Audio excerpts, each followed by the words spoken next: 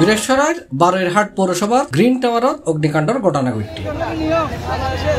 জুনের 15 তারিখ শনিবার দুপুর 12টার দিকে এই ওইন লাগিবের ঘটনা ঘটে।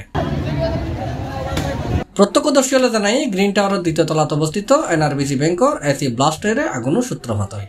আগুনের সূত্রপাতটা হয়েছে আপনার এনআরবিসির এসির আউটডোরটা থেকে মেন সূত্রপাত হয়েছে। এরপরে আমাদের এখানে ফাঁসে গ্লাস ছিল, গ্লাসগুলো বাস্ট হয়ে আমাদের ভিতরে আগুন চলে আসছে। এরপরে আমাদের এখানে যা মাল ছিল মোটামুটি সবই পুড়ে গেছে। আমরা তারপরেও যা পারছি বাইর করছি। আমরা আসলে এদিক দিয়ে যাওয়ার সময় তখন মার্কেটের এদিকে তাকানোর সময় দেখি কি আমরা এই পাশে হালকা হালকা করে আগুন জ্বলতেছে। পরবর্তীতে সেটা আস্তে আস্তে অনেক আকারে বেড়ে গেছে। আর এই ওইন খুব দ্রুত জুবার ইলেকট্রনিক্সের শোরুমের ছড়াই পড়ে, যার কারণে এটা লক্ষ লক্ষ টাকার ক্ষয়ক্ষতি হয় বলে জানাই ভীষণ শোরুমের ম্যানেজার তারেক মাহমুদ। এটা হঠাৎ করে আগুনটা লাগছিল, আমরা সবাই দোকানে ছিলাম। হঠাৎ করে আগুনের কথা শুনে আমরা সবাই বের হইলাম।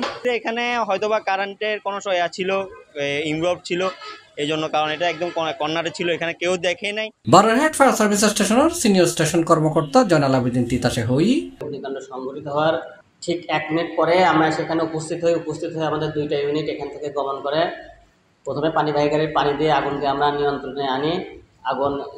আগুন বেড়ে যাওয়ায় আমরা পিছনে পাম্প দিয়ে পানি নিয়ে এসে আগুনকে নিয়ন্ত্রণ করি এবং পরে নির্বাপন করি।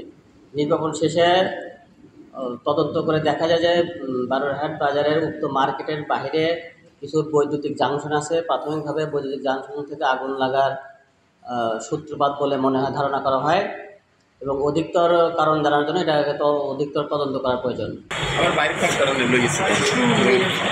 C+ চট্টগ্রাম।